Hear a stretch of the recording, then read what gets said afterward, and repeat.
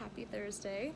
I want to start this video with a very quick breathing exercise that I do sometimes when I get stressed out. That's the point of this video as to how we can avoid anxiety and depression. So we will start with this. So breathe in the beauty, out the stress. I'm alive. I'm blessed. And this is something to do when you walk or if you get particularly stressed out. It's just aligning with the positive and the reality of what's going on, when sometimes, as we know, a lot of the time depression and anxiety really is not the reality. So with that said, we are going to talk about how trust can counter negative feelings. So I heard this quote recently and it said, when you think in the past, you're depressed.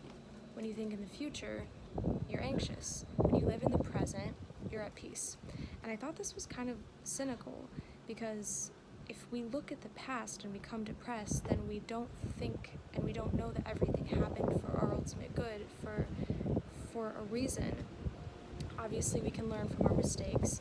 We can forgive people who hurt us, because if we really know that part of life is that our souls are on a journey that are to grow and become greater, then everything, the seemingly bad is truly good. So too, once we accept that, we can move forward into the future and know that everything to come will also be for our best and will also be a part of God's ultimate plan and the ultimate plan of, on a personal scale and on a global scale, like of the world. And of course, being in the present, knowing everything that's happening is coming from God, and that He's doing so lovingly, and that little messages are given to us all the time. And a lot of the time those messages are answers to our prayers that we don't even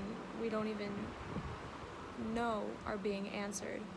So this is to encourage people to maybe look at the past and redefine what was negative, and see it, how you grew from it, how you changed. Sometimes we don't always find those answers, but it's really helpful to do.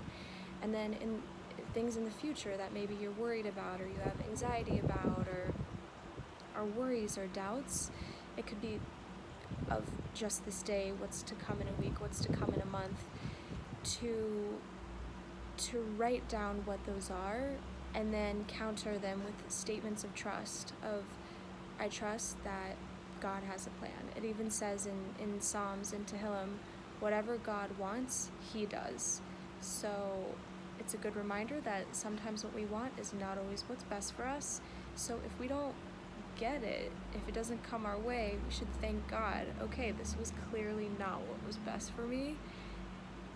I trust that whatever is to come, I will hear it and receive it with love, knowing that it's being given with love, that it has always been given in love, and that it's being given in love now, even in this moment. So have a beautiful day. Again, breathe in the beauty, out the stress. I'm alive.